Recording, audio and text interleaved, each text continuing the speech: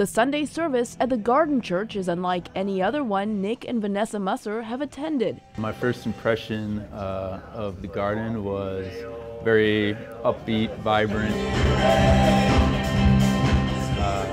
tight kind of community. I grew up Catholic. It was just very different than what I had known growing up, but I immediately liked it and felt connected. Lord, may your kingdom come, may your will be done.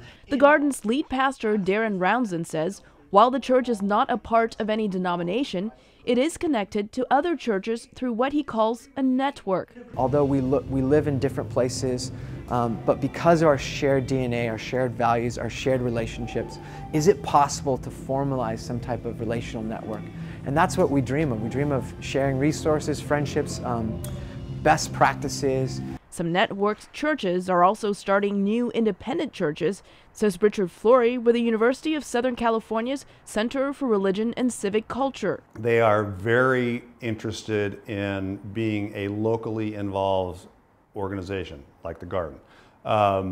They are relatively flat in terms of how they organize themselves. Flory says many of these non-traditional churches are drawing interest among people in their 20s and 30s. There's a certain dissatisfaction, particularly among younger people, with the kinds of organizational forms they've inherited of Christian believers, the kinds of organizational forms that they've inherited from their parents and their grandparents. But they don't want to chuck everything. They don't want to chuck their faith. They don't want to chuck being together. People say millennials are leaving the church, but we have millennials leading the church. The Garden and churches like it are focused on the community. Richard Flory says they are trying to create social change locally. How do we improve our local schools? How do we do things in this community to improve the job opportunities for people in this community?